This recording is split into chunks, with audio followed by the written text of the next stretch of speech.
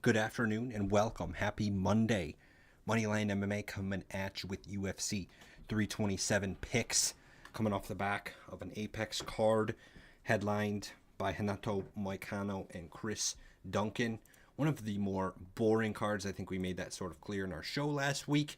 That the UFC can kind of do a little bit better of a job, maybe step up a little bit. And here they have UFC 327, actually very stacked card. Jose and I kind of discussed them briefly before the show.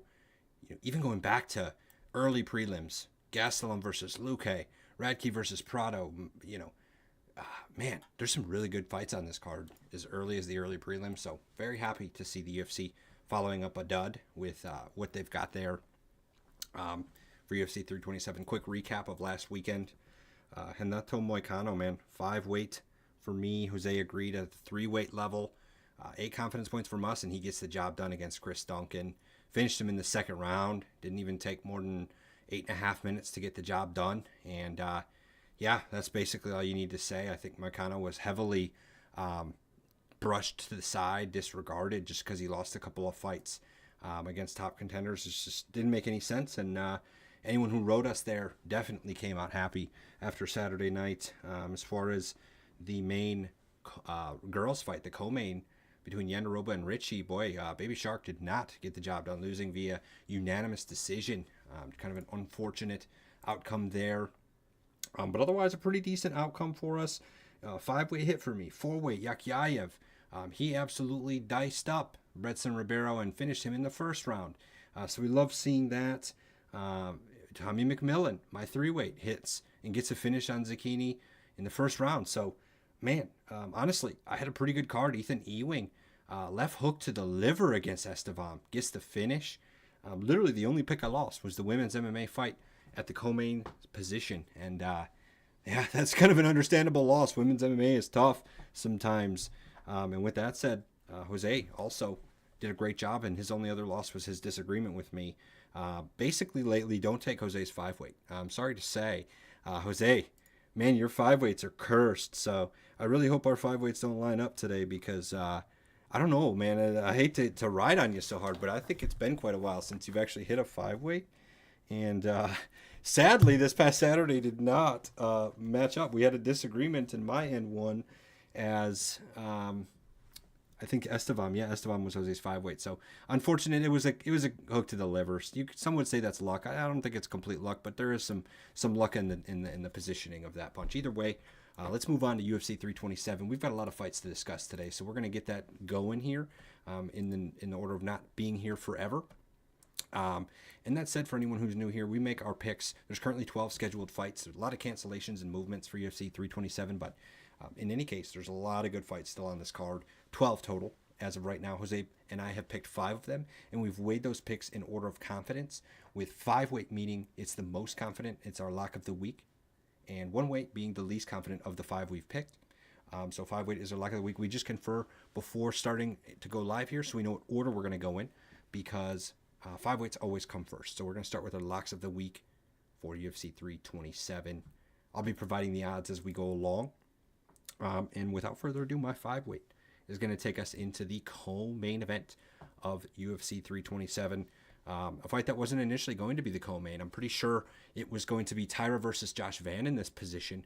If I'm not mistaken, that got pushed to UFC 328. So thankfully not a full cancellation there, but we've got a replacement co-main here with Mirzakhanov and Paulo Costa. And honestly, a lot of fighters a lot of fights in general could have been put here.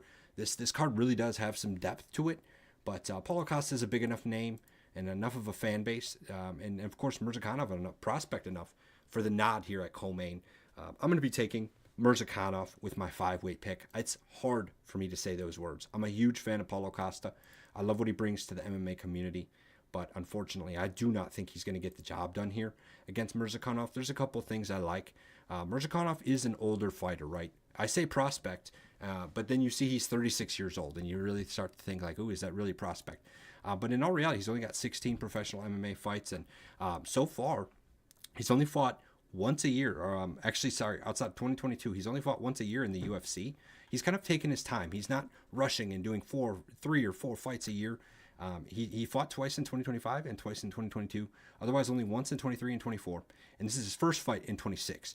And my point of saying all that is he's not like, even though he's 36, he's not a guy that's going to be like run down. And he's been through 30 professional fights. Like, as much as I love Poirier and Gaethje and those guys, they're so run down and they're just not the same as they used to be. Like Tony Ferguson and stuff. Some part of it is age, sure, but it's also just the fact that they've been in like 40 professional fights, just getting their faces beat in over and over again. Mirzakhanov's over here with 16 professional fights. He's never lost one of them, and he's kind of systematically taking them. He's not just accepting the only first thing that comes his way. And I think he systematically accepted this fight against Paulo Costa. I think he's going to win this fight, as I, of course, believe with my 5-weight here. Mirzakhanov is a deadly striker. This guy can put anyone out, in my opinion. Of course, 12 of his 16 wins are by KO. He's coming off of a finish to Bredson Ribeiro, a finish to Alonzo Menefield, a finish to Alexander Rakic. Those are some top names. And the main other thing I'll list before letting Jose get a chance to speak here, two things quick. The odds, and the other thing just being that this is a fight at light heavyweight too. I want to make that known just in case people here aren't aware. Paulo Costa is traditionally a middleweight fighter. He's fought middleweight. Most of the fighters, Strickland, Whitaker, Vittori, these guys, he's a middleweight fighter. This is a light heavyweight fight. So I am very curious to see how he looks at 205, but I just don't think he's going to stack up. He does have a big frame, but in my opinion, Mirzakhanov's going to be there. He's going to be ready for a 205-pound frame, a little bit more than Costa will be. And with that, to leave it off to Jose, I'm going to get the odds for this card. Costa is actually a plus 150 dog, and Mirzakhanov a minus 194 favorite. I told Jose before going live, I thought Mirzakhanov would be a heavy favorite. And that said, this is not as heavy as I thought. I thought the public would be a lot heavier on him. Minus 194 is a fair price to pay. He should be the favorite in my opinion, but Costa absolutely deserves respect. What do you think, Jose? Yeah, Nick. So for this one, I'm going Paulo Costa as my 3-weight. I'm going with him mostly just because I thought he looked impressive in his last fight against Roman Kopylov, and he's been more on the losing end as of lately. But he's gone against, we got Sean Strickland, we got Robert Whitaker, like two former champs and the best to do it in this division. And then before that, he beat former champ Luke Rockhold, and then he was on the 2-fight losing streak to Martin Vettori, and then his first loss was to Israel Adesanya. But other than that, I think he's been able to bounce back pretty well. I think even though he's going up in weight, I just don't think Azamat is as good as the other guys that Paulo Costa has lost to, and especially when he lost to Izzy, he lost to Izzy when Izzy was still in his prime when he was champ, and that was also already almost 6 years ago. So. That was already a long time being in. Since then, he's only 34 years old.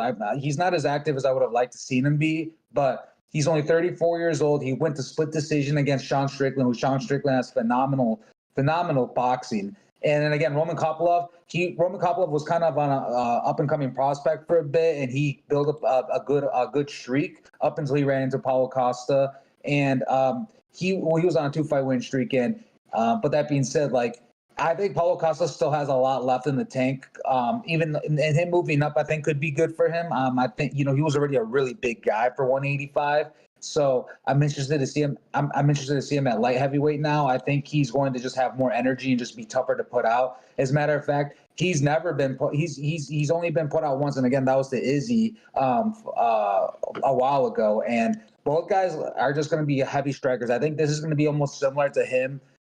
To what it was Paulo Costa when he fought Yoel Romero. I think it's just going to be two dudes just bulldozing going head on against each other, being like bulldozers, throwing high level of strikes, mix in some grappling as well. I think it's going to be fireworks. If it ends, I can see Azamat being the one to end Paulo Costa, but I think this fight's most likely going to go to decision, and if it goes to decision, I think it's going to be Paulo Costa is going to be more likely to win the decision then. So that being said, I still have faith in Paulo Costa. I think he can pull out a W, even if he's moving up in weight.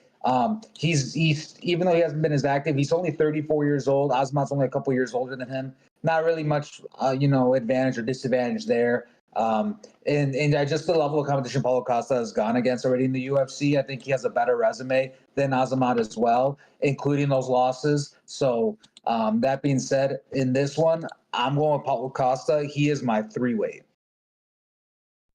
Okay, so we'll disagree, and it sounds like honestly, the main disagreement kind of just is that you think it'll go to a decision, in which case Paulo Costa has the advantage with decision there, and that's very well possible. He certainly has a little more experience in terms of former champs and champs with his resume against Strickland, Whitaker, Vittori's not a champ, obviously. Yoel Romero, some really good names. Of course, Izzy is probably the biggest one of all, one of the best, if not the best middleweight of all time. So by no means is it a knock to lose against any of those guys.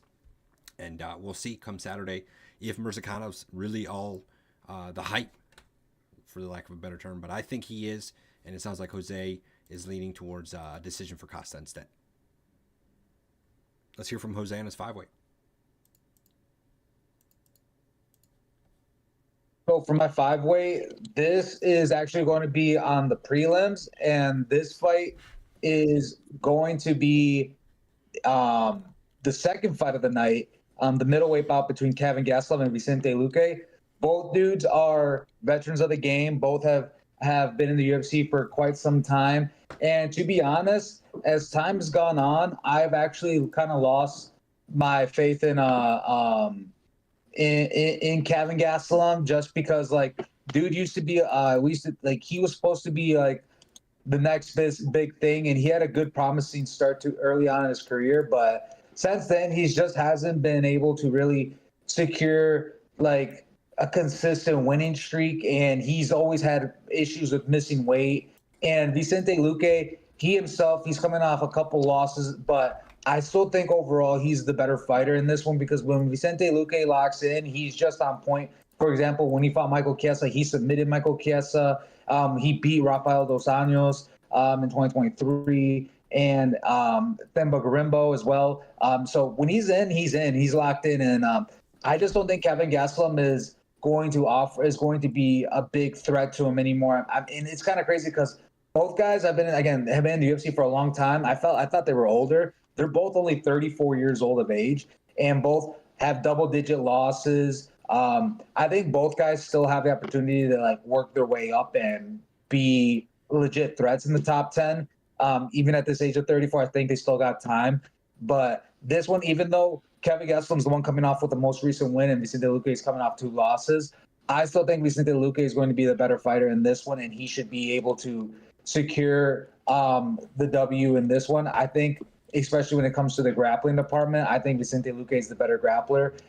He's got 9 submission wins out of his 23, and he also does have knockout power. But Kevin Gastelum, he's a tough guy to put out. Most of his losses actually have come by decision, and not a lot of Vicente Luque's wins. He's only got 3 by decision. So this one's either going to be, I think he's going to win by submission or decision, even though he doesn't have that many decision wins. But that being said, I think I pretty much just think Vicente Luque is the better fighter in this one. And honestly, I also maybe this fight may just be called off. For some reason, I feel like Kevin Gastelum may not make weight. So I feel like he'll just be called off for that. But that being said, this one, I'm Ryan high on Vicente Luque. I do not have the odds for this. Nick, do you have any thoughts on this fight and possibly the odds? Oh yeah, I definitely have the odds up. And as far as specifically picks, I don't. This one I don't have a specific weight on. And if I had to decide Vicente Luque, let me pull it up. Okay, so Vicente, wow. This is quite a surprise, quite an interesting turn of events here. You know, Jose and I experiencing some of this last week. Wasn't necessarily expecting to see that this week, though, Jose. We've got plus 196 for Luque. Kelvin Gastelum minus 260. Kelvin Gastelum is a heavier favorite than Azamat Murzakanov against Paulo Costa. That does not make any sense to me. I don't think it makes any sense to Jose either. I would have also leaned towards picking Luque just for kind of the same reasons. I mean, Gastelum, like, I guess maybe some part of it is like he's being downgraded because he was a prospect and now he's not. And the perception of how good he was going to be versus what he is now is greater than if he was just an average fighter the whole time. But, I mean, I think we all know that Kevin Gastelum, like, he's not that good. I mean, I don't know. He's just kind of older. Like, he's a tough dude. He's not going to get put out. I don't think Luque is necessarily going to win via KO. I think it's just a quite easy like Luque by decision situation. Um, yeah, that's basically where I would leave it. I don't think I have to say much more than that. I don't have an official pick, but if I was, I would say Luque by decision.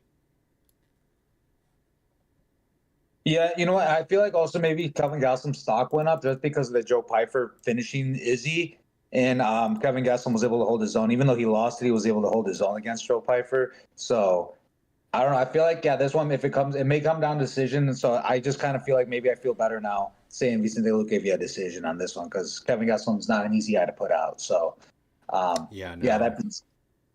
that being said, yeah, this is my 5 weight. You have no pick on it, but I'm feeling strong with Luque. Yeah, by decision especially. I think that's especially a good bet there. So awesome. That said, let's move down to my 4 weight then. I'm going to be taking Mateusz Gamrot as my 4 weight to beat Esteban Ribovics. An interesting fight going on here, and I'll say up front too, I have no idea who's favored or who's not. I know Jose doesn't either. We like to make these picks outside of the book, and then if anything, it's a nice little surprise when you, like we just got, like how the heck is Gastelum favored? Either way, Gamrot is a minus 162 favorite. Ribovics plus 126. Gamrot is going to be my 4 weight pick here. I think this is close. I will say, of all the fight cards I've done recently, my 4 weight on this card is less confident than my 4 weight on many, many other cards.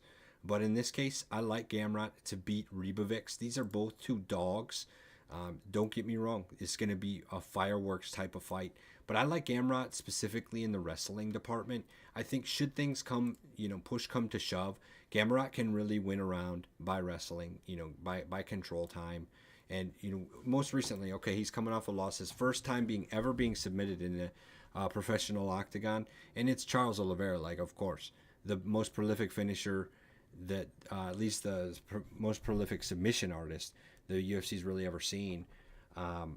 Maybe, I mean, you could try and dig back, I guess, to the Gracies or whatever else, but either way, Mateusz Gamrot can win this fight with wrestling, and he can win this fight by getting a decision win, in my opinion. If he wants to stand and bang with Ribovics all night, he could be in for an interesting time. Ribovics is coming off 3 straight fight of the night bonuses where he either won or lost, but it was such a grinding and grueling fight that he got a bonus for it. So Gamrot would not be smart, in my opinion, to stand here and get be the victim of another fight of the night where it was just a dog fight, unless Gamrot's the one that's on top dealing all the damage. So for those reasons, I like Gamrot as my 4 weight. It seems like he's a reasonable favorite here.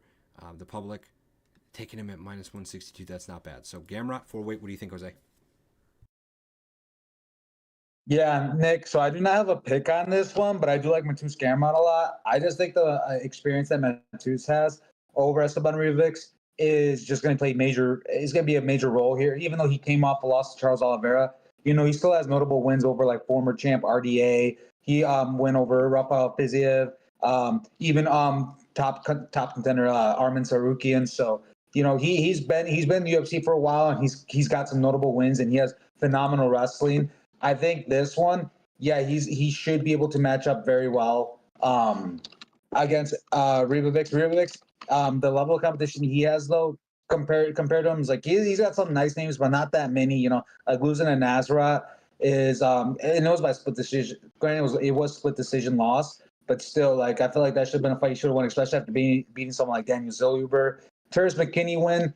I mean, it's Terrence McKinney. Like, even though Terrence McKinney just came off that win to Kyle Nelson most recently, he did lose to Chris Duncan as well before that. So, yeah, I don't know how I feel about that win over Terrence McKinney, but overall, I think Mateusz Gamrot brings a lot of good vet experience, especially not being that old, only 35 years old. I think he's still elite to be hanging up there with some of the top 5 guys, and he can still beat some of those guys. Like, so that being said, this one I do not have a weight on, but I'm going with I like the pick of Mateusz Gamrot. Okay, I like that point about experience too, and yeah, in the end, Gamrot should be able to utilize that to get the win.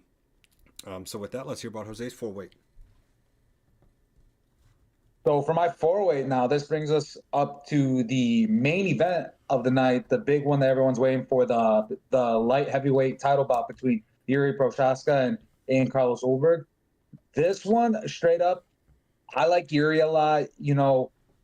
I like him against almost anyone besides Alex Pereira. So that being said, Yeah, like I'm gonna go with Yuri on this one. He is my four-way. I feel really good and strong about him. The thing is, he's just so unconventional and has a just a very unconventional style, and he's very creative in his striking. And you know what you're gonna get out of him. He's just gonna, whether you're tagging him up because Yuri does get tagged quite a bit.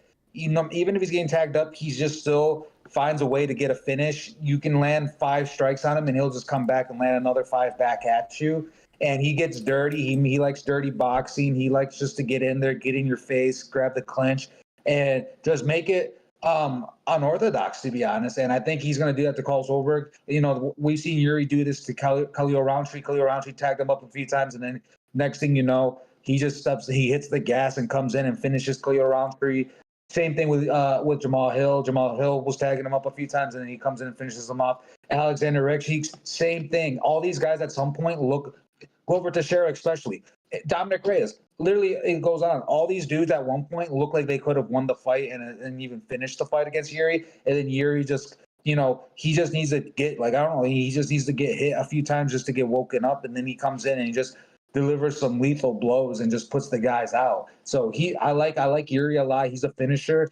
It's hard to say, like, I haven't seen him, out of 32 wins, it's crazy that he's only won one by decision. That's actually really nuts to me. So that being said, I like Yuri a lot, and even though Carlos Ulberg's only lost one time by KO slash TKO, slash TKO, I think Yuri is going to be another loss to Carlos Ulberg that's going to finish him. So that being said, I like Yuri a lot. I think it's probably going to be most likely KO slash TKO victory for him.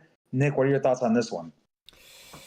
What a fight, man. I'm a huge fan of Jiri.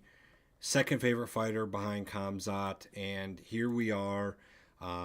Anyone who's been around long enough knows that I've been a huge fan of both of those dudes well before either one of them was a champion. And there's a chance after Saturday night that both of them are champions.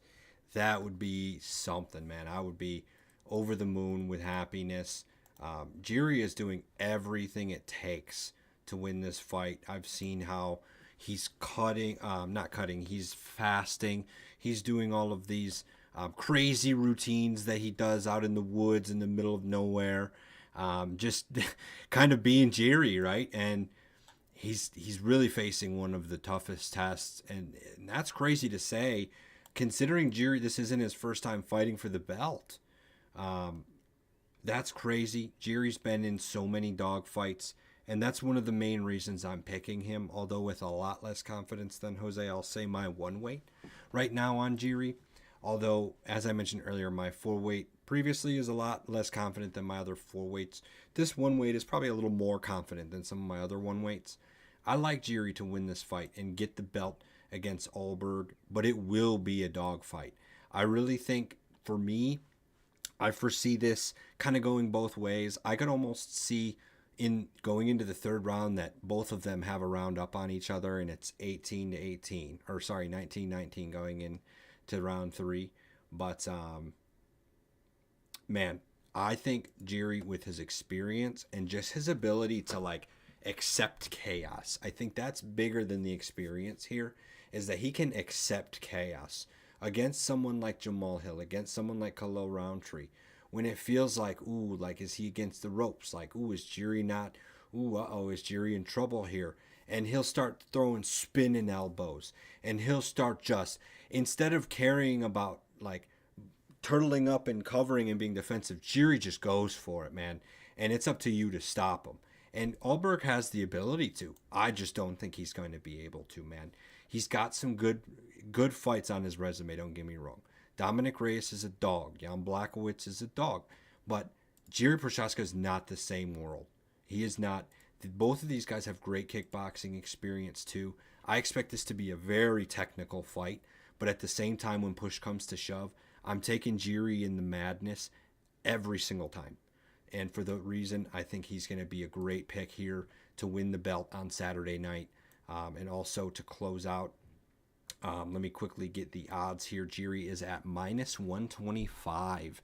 Ulberg at -102. So quite close at even odds there, but Prochazka a slight favorite to get himself the belt. So this looks like it's one we both agree on. I'm just a little more confident in it. Yeah, I like Geary a lot as well.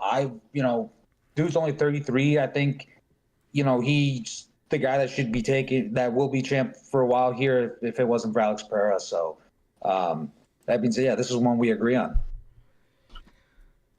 One of the couple so far, I think actually, so far, I think that might actually be the lock of the week since we haven't really had like matching picks otherwise yet. So interestingly enough, Prochazka right now looking like the lock of the week for us. That said, let me get us down. We're at my 3-weight here. This is going to be the opener of the main card. I'm excited for this one. Of course, it got moved up a little bit with the cancellation at co-main, but Cub Swanson versus Nate Landwehr is going to be a show. I'm a big fan of Nate Landwehr. A lot of the reason because he's from Clarksville, Tennessee, not too far from where I'm located, and he's just an exciting fighter to watch, man. Nate Landwehr consistently is getting finishes or getting finished. Very rarely does this man end in a decision. So I'm excited just for that reason. Whether or not I win my pick, but I will be taking Nate Landwehr to beat Cub Swanson here. And it was a tough pick to make, man. Looking back, I am a little tempted to switch my weights around because I do feel like some part of me is a little more confident in Geary here than I might be in Landwehr. I got a lot of respect for Cub Swanson, but I'm going to stick with this.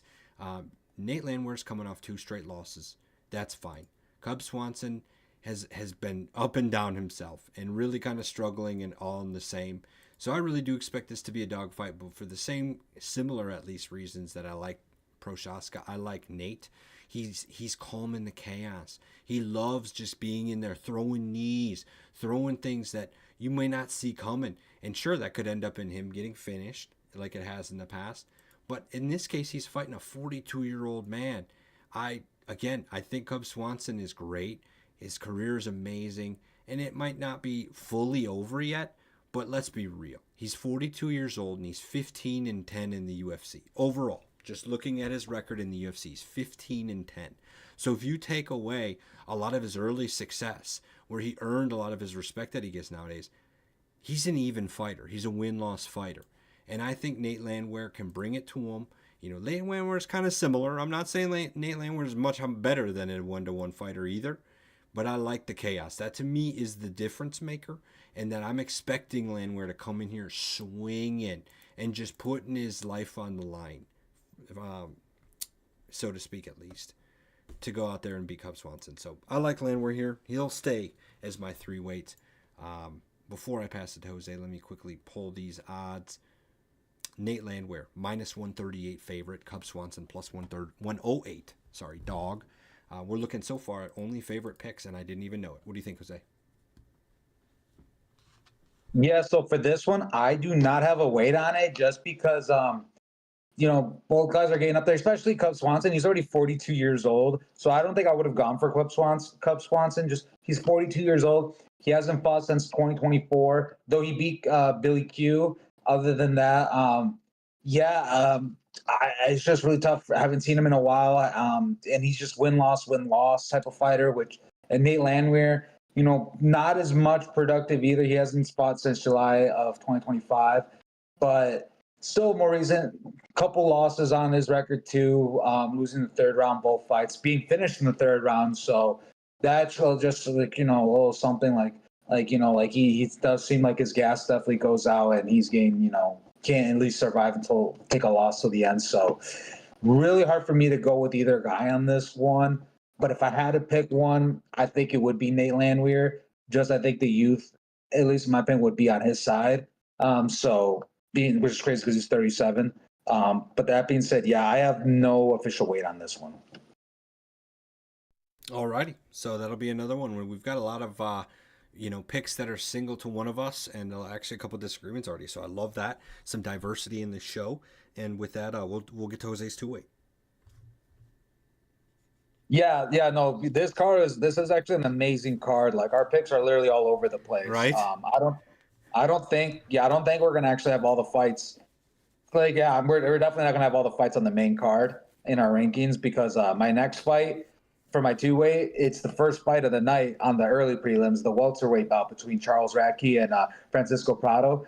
And this one, I always like going with my boy Charlie, hometown guy. So, of course, I had to talk about him. And that being said, yeah, I'm riding with Charlie Radke on this as my two-weight. I think he still has a lot to still showcase in the UFC that he hasn't yet. He did come off a submission win to Daniel França back in November, which I called to because I'm like, you know what, Charlie, even though he's been getting knockouts, he's been winning by finishing people with his hands. People just don't know how dangerous his jiu-jitsu is. He's been doing jiu-jitsu way longer than he's been doing any striking and just MMA in general. He's been doing jiu-jitsu. Like, I've known him since he was a blue belt, and now, dude's legit like black belt, and he's just hasn't been able to showcase it yet. And I'm not sure why he hasn't, but I just think like if there's any way of victory for Charlie Radke, I would almost always want to say submission. And again, crazy because out of his 11 wins, he's only won 3 by submission. But to me, like, it depends who his opponent is. But Francisco Prada, he's only lost by decision. He's never been KO'd or submitted, but I just think Charlie would be one of the first ones to submit him for sure. So, and Charlie, he's the thing is, we have seen that he doesn't have a chin though, but he's gone against some tough competition, like being finished by Mike Malott in Canada, and then Carlos Pradas. Like, he fought Carlos Pradas before everyone really knew how dangerous Carlos Pradas was going to be. But I think Francisco Prada is a fight that he should be able to win. Francisco's already coming off 3 losses in a row as well. So I don't know what the odds are in this one, but I have to assume Charlie's probably going to be the favorite because of that. And I just like how they pretty much match up, like, stylistically. Francisco is a pretty diverse guy. Out of his 12 wins, 6 KOs / TKOs and 6 by submission. I'm gonna go with Charlie on this one, and he has a 3. How he stacks up physically is he's slightly short. He's 5'9", and Francisco Prado's 5'10". I don't think there'll be a big issue. Charlie still has a 3-inch reach advantage. Both guys definitely get clipped a lot on the feet. I think it's not going to be the prettiest striking match for sure. I think they're both going to just get at each other's face and just absorb a lot of hits for sure. But I think at the end, Charlie's going to come victorious on it. I am low weight on it. He is my 2-weight just because even though he's been winning by he's won a lot by KOs and TKOs, his striking is still just, I think there's still a lot of room for improvement there. And Francisco Prado may be a slightly better striker for sure, but when it comes to grappling, 100%, it's going to be Charlie is the better grappler. So that being said, again, Charlie has been shown not to have a chin, so low weight because Francisco Prado could possibly finish him. Francisco has a lot on the line in this one. He could be cut if he loses this one. So that being said, I'm riding with Charlie Radke on it, but he is my 2-weight. Nick, what are your thoughts on this one? I love Chuck Buffalo, man. Obviously, we like him for similar reasons, and I totally value your opinion. You know him well personally, and I've been able to train with him, so absolutely. I don't have an official pick, I will say, but I like, and I'm riding absolutely with Radke here. Prado, I'm going to give him his respect as a professional fighter, but he does not look like the kind of guy that Radke should. You take every guy seriously, so I'm not going to say he should be worried about, but like, this is a very winnable fight for Radke, and you take this fight if you're Charlie Radke, knowing like, all right, I got to get the finish going into this to really show that like I can take the next step. He's still kind of growing and becoming a better fighter, as you mentioned. He's got to get better at striking and kind of sharpen his tool set a little bit. But this fight against Prado, yeah, notch him in for a finish, or at least some sort of very convincing win. So that being said, so this one we're both going with Charlie, but you don't have an official weight on it. For me it's tough to say whether I would like to see him get more KOs too on his record, but like you said, this is definitely a fight that he should win. I don't think Prado is going to offer much of a threat to him. So that being said, this is another one. I have him as a 2-weight, kind of similar situation to how Cub Swanson and Nate Landwehr. You have a pick on that fight, but I don't. But I'm still siding with Nate Landwehr and a couple other fights on this card as well. So because There's so many fights we almost could have like done an extended show and might as well talk about all of them, but fortunately we don't have the time. Yeah, honestly, not a bad point there. Could have probably done that, but in any case, it's too late. We've got one more fight to go through here. Like Jose mentioned, we're probably not going to get to all the main card fights here, but let me get to one more here before we fully part ways. I'm going to discuss. I think this is the only heavyweight bout on the card. It is the only heavyweight bout currently on the card. Curtis Blades versus Josh Hokett. I'm going to be taking Curtis Blades here, 2 weights. Curtis Blades for experience, and Curtis Blades for just kind of knowing what you're going to get. Curtis Blades is currently a minus 136 favorite. Josh Hokett plus 106. Hokett getting a lot of respect, and I get it. He's a big persona at this point. He's got a couple Bellator wins, couple LFA wins. Boom, comes to the UFC and does this whole press conference or post-fight interview thing, and now he's popular and famous and this and that, right? He comes in and gets 3 straight finishes, or at least 2 after the Contender Series contract. And he's going to obviously look to make Curtis Blades another victim of that. I just don't think Curtis Blades is here for it, man. I think Curtis Blades, way too much of a seasoned veteran. No, Curtis Blades may not be a heavyweight champion, ever. But I think Curtis Blades is always going to be kind of hovering the bottom end of that, like top 7, top 8. You know, even if heavyweight's kind of stacked, Curtis Blades is always there. Curtis Blades isn't even that old, man. He's been around for so long, it feels like. But he's 35 years old. He's kind of right there in his mid-30s. So he's not necessarily aging out of relevance either. Josh Hokett's got a little bit of an age, what's the word I'm looking for? Advantage. He's got a little bit of an age advantage, but that's fine with me. Curtis Blades and his experience. Curtis Blades is also huge, absolutely towering over Josh Hokett. It's not even close. Curtis Blades is listed at 6'4" with an 80-inch reach. Hokett's listed at 6'1" with a 73.5, if you're generous, inch reach. I think this size advantage is going to be massive. If Curtis Blades gets Josh Hokett down even once, that round is about over, and Curtis Blades is getting the points for that round. This is a 3-round fight, so if that happens twice, in my opinion, Curtis Blades is winning the fight via decision. So for those reasons, man, I'm Hokett gets some respect, and I don't. That's fine. He deserves a little respect and all that, but so does Curtis Blades, man. Curtis Blades has been here too long and fought too many fighters, only losing against some of the best. To sit here and act like he's going to have a tough time wrestling Josh Hokett, I just don't see it. What do you think, Jose? So this is one we are both going to disagree on, but yeah, this comes down to my one weight, and I'm giving it to Josh Hokett on this. And reason is that Curtis Blades, like, he has an impressive resume, 100%. He's gone against a lot of the pretty much what the best the UFC heavyweight division has to offer. He's been at the top for so long, and he had the potential to be champion too if it wasn't for like Tom Aspinall and Francis Ngannou for sure. But that being said, like, he's 30. Yeah, he's 35, but I do think he's been slowing down. I think, he's taking, like, his losses. He's just been getting finished. Like, I think those have been taking a toll on him slightly. Like, the Tom Aspinall finishing him in the first round, Sergey Pavlovich finishing him in the first round, Derek Lewis in the second round. Like, Francis Ngannou in the first round. So he gets finished by pretty good strikers early on. And I think Josh Hokett, though he doesn't have the best wrestling, I do think that his striking is actually going to be better. And I think, he may be one of those guys that could be added to the list of finishing Curtis Blades early on in the first or second round.